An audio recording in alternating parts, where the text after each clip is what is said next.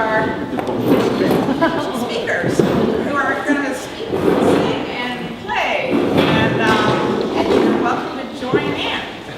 I have asked Katie Brokaw from the University of California at Merced to take over this part of the show. And she will, she's a specialist in music performance and the Renaissance.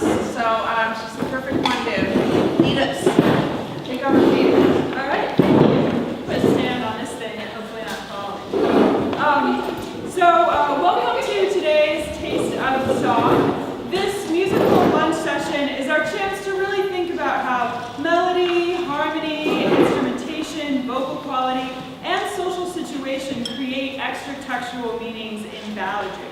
We can consider the layers of meaning that performance creates, the singers and players, their training and the quality of their voices and their instruments affects the potential sound of the ballad. The performers then make choices about tempo and volume and phrasing, and they rehearse it. And in the performance itself, their nerves, their current vocal health, their memory, as well as the ambient noise in the room, or as the case may have been on the street, and who they may know in the crowd, and how they feel about those persons.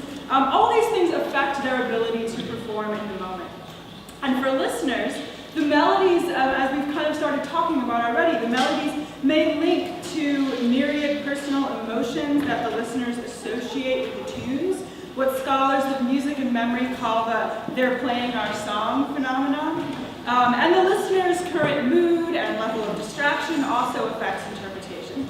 And then whether or not we're hearing the melody for the first time, or if those of you who work for EBBA, maybe the 50th or 1000th time, that also makes a difference. I just read this interesting book called On Repeat, How Music Plays the Mind by Elizabeth Margulis, which uses cognitive science, musicology, and psychology to discuss the importance of repetition in music. A few key insights from that book that I think actually help us think about repeatability and repeatedness in these historical ballad tunes. One is that we tolerate repetition in music, both repeated strains in one song and hearing the same song over and over and over. We tolerate that repetition far more in music than we do in other forms of entertainment, or in, say, a friend, right? We have like that friend who keeps telling us the same story. Right? We don't like that, but we can hear, the same Lady Gaga song like 50 times.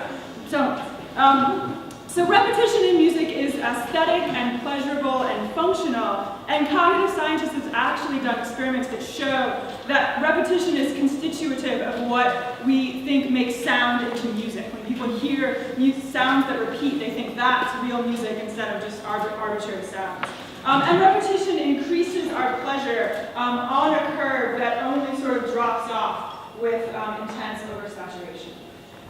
Secondly, repetition, which is also characteristic of ritual, means that the processing is pushed from the cognitive region of our cortex to the motoric automatic part of our brain, the basal ganglia, that's my new word, where we control things like walking, that's science.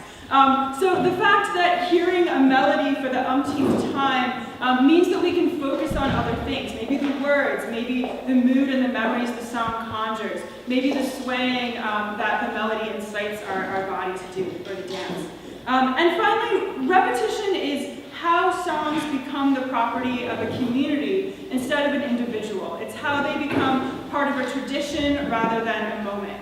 And I think this is really clearly true with ballads, that the repeated singing of these melodies, as much as their print life, created the diverse communities that enjoyed, and in our case continue to enjoy, these songs. And we can build community today by joining in the refrains on some of these and in joining in the final one all together. So don't be shy, we want to hear everyone sing. I'm going to be watching, I'm sure everyone's singing.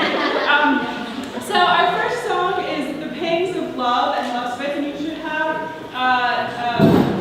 leaflets with the words. Sung by Caroline Bennett. This love song was published in 1559. Is sung to the tune of King Solomon.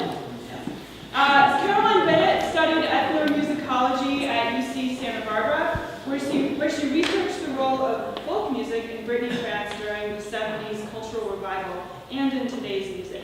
She has loved working for Eva since 2009. And a fun fact about Caroline, her grandmother, a historian, traced their family tree back to the 10th century in England and used